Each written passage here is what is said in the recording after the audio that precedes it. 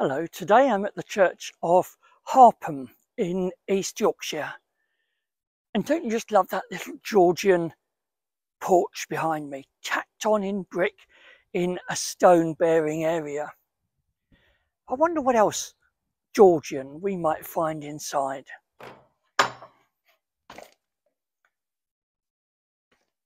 Well, the first thing that strikes me when I come into the church is its wonderful modern benches in the 18th century style, but not 18th century.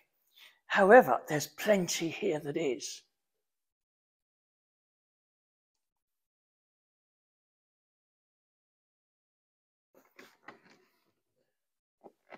The window behind me is completely filled with Georgian glass. That colouring can only be of the Georgian period, with an emphasis on orange. And just look to the right-hand side of the Georgian glass is an original Norman window. So Harpham is a Norman church. In the north aisle are some amazing memorials to the St. Quintin family, the big landowners here.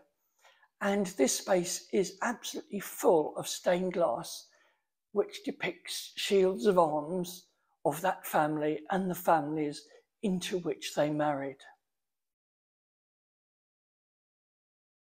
This glass too is Georgian, a period when families studied their history to an extent they hadn't done for a couple of 100 years.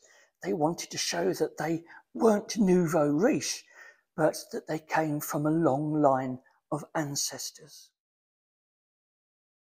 Between the St. Quintin Chapel and the chancel is this incised alabaster slab. These usually date from the 14th and 15th centuries and were relatively common in East Yorkshire. The thing that makes this one special is that it's set in its original arched enclosure. You see that the arch above has been carved to create a spectacular setting.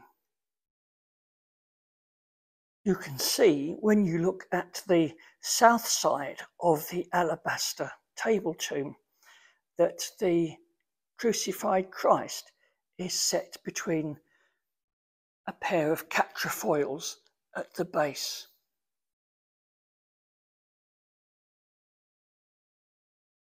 As I mentioned earlier, the church is full of 20th century carved seating, very high quality indeed.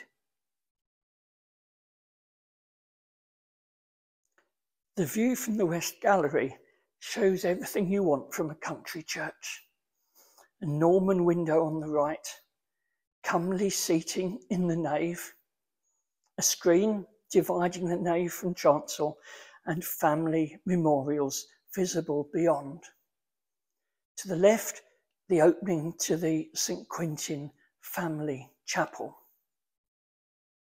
I do hope you've enjoyed this short visit and that you'll join me again on another occasion.